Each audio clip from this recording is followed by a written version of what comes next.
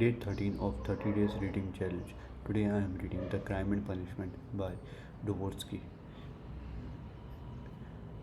Chapter 2, Part 3, page number 201. Razumohin waked up next morning at 8 o'clock, troubled and serious. He found himself confronted with many new and unlooked for perplexities. He had never expected that he would ever wake up feeling like that. He remembered every detail of the previous day, and he knew that a perfectly novel experience had befallen him. But he had received an impression unlike anything he had known before. At the same time, he recognized clearly that the dream which he had fired his imagination was hopelessly unattainable, so unattainable that he felt positively ashamed of it. And he hastened to pass to the other more practical case, and difficulty requited him by that thrice accused yesterday. The most awful recollection of the previous day was the way he had shown himself base and mean, not only because he had been drunk, but because he had taken advantage of a young girl's position to abuse her fiancé in his stupid jealousy. Knowing nothing of their mutual relation and obligation, and next to nothing of the man himself. And what right had he to criticize him in that hasty and unguarded manner? Who had asked for his opinion? Was it thinkable that such a creature as Avodhya Romanova would be marrying an unworthy man for money? So there must be something in him. The lodgings. But after all, how would he know the character of the lodgings? He was furnishing a flat. For how despicable it all was. And was justification was it that he was drunk? Such a stupid excuse was even more degrading. In mine is truth, and the truth had all come out. That is, all the uncleanness of his coarse and unwashed heart. And would such a dream ever be permissible to him? Razumohin, what was he beside such girl? He, the drunken, noisy braggart of last night. Was it possible to imagine or so absurd and clinically a juxtaposition? Rasamohin blushed desperately at the very idea, and suddenly the recollection forced itself vividly upon him of how he had said last night on the stairs that the landlady would be jealous of Avodhya Romanova and was simply intolerable. He brought his fist down heavily to the kitchen stove, hurt his head, and sent on the bricks flying. Of course, he muttered to himself a minute later with a feeling of self abasement. Of course, of all these infamies can never be wiped out of a smooth road. So it's useless even to think of it, and I must go to them in silence and do my duty.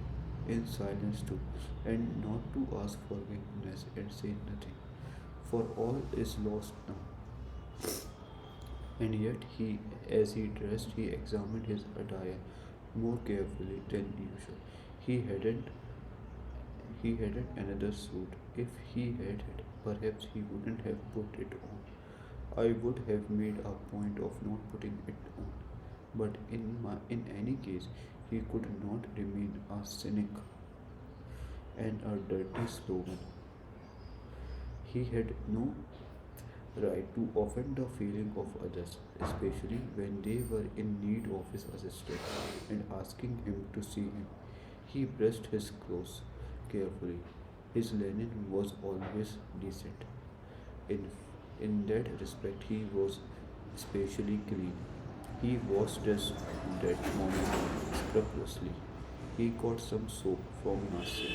He washed his hair, his neck, and especially his head. When it came to the question whether to shave his stubby chin or not, Rascal Pavlova had capital phrases. that had been left by her late husband. The question was angrily answered in the negative. Let it stay as it is. What if, what if they think that I shaped on purpose too? They certainly would think so, not on any account. And the worst of it was he was so coarse, so dirty. He had the manners of a poorhouse, and even admitting that he knew he had some of the essentials of a gentleman. Arpita, Arpita,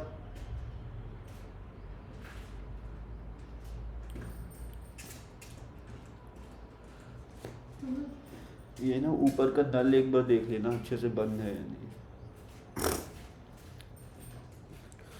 What was there in that to be proud of? Everyone ought to be a gentleman, and more than that, and all the same, he remembered he too had done little things, not exactly dishonest, and what thought he sometimes had, and to said all that beside Avodya Romanava confounded it. So be it. Well, he would make a point then of being dirty, greasy, Porthos in his manners, and he would not care.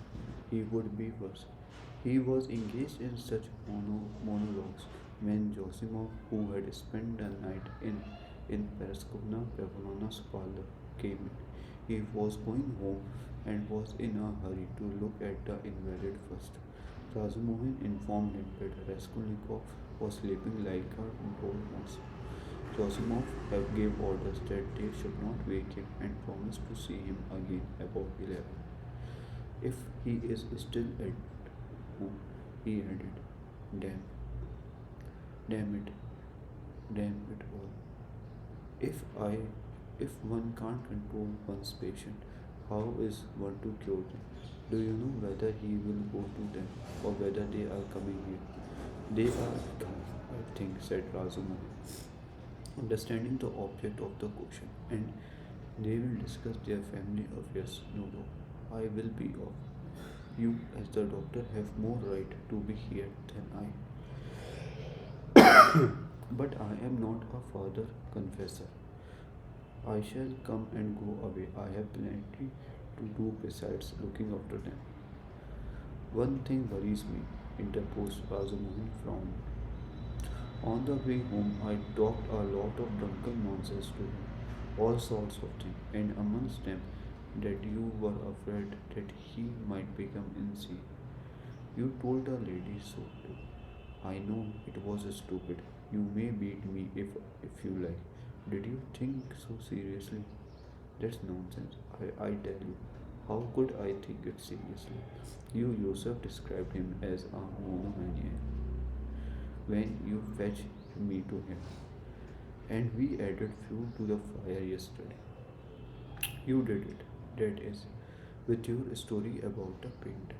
It was a nice conversation when he was, perhaps, mad on that very point. If only I would know what happened then at the police station, and that some wretch had insulted him with his suspicion. I would not have allowed that conversation yesterday. These monomaniacs will make a mountain out of molehill and see their fancies as solid realities. As far as I remember, it was Somatov's story that cleared up halfway the mystery to my mind. Why, I know one case in which a hypochondriac, a man of 40, cut the throat of a little boy of 8 because he could not endure the joke he made every day at the table. And in this case, he rags the insolent police officer, the fever, and this suspicion, all that working upon a man half frantic with hypochondria and with his morbid, exceptionally vanity, that may well that may well have been the starting point of illness. Well, bother it. And by the way, that Zometov certainly is a nice fellow, but we could not have told all that last night. He is an awful chatterbox. But whom did he tell it to? You and me. And Porphyry, what does that matter? And by the way, have you any influence on them, his mother and sister? Tell them to be more careful with him today. They will get on all right. Rajamohin answered reluctantly. Why is he so set against Lucien? A man with money, and she does not seem to dislike him. And they haven't a farthing, I suppose. But what business is it of ours? Shows Razuman cried with annoyance. How can I tell whether they have farthing? Ask them yourself, and perhaps you will find out. Fool, what an ass you are sometimes. Last night wine has not gone off yet. Goodbye. Thank your Perexkova Pavlova for me for my night lodging. She locked herself in, made no reply to my bounce through the door. She was up at 7 o'clock the same hour and was taken into her from the kitchen. I was not was saved. A personal interview. At 9 o'clock precisely, Rajamohan reached the lodgings at Barclays House. Both ladies were waiting for him with nervous impatience. They had risen at 7 o'clock or earlier. He entered looking as black as night, bored but dirty, and was furious with himself for it. He had gone without his host. Plucheria Alexandrovna fairly rushed at him, seized him by both hands, and was almost kissing him. He glanced timidly at Avrodya Romanova, but her proud countenance wore at that moment an expression of such gratitude and friendliness, such complete and unlooked for respect, in place of sneering looks and ill disguised contempt he had expected, that it threw him into greater confusion than if he had been met with abuse. Fortunately, there was a subject for conversation, and he made haste to snatch at it. Hearing that everything was going well and that Korea had not yet waked, Luceria Alexandrovna declared that she was glad to hear it she had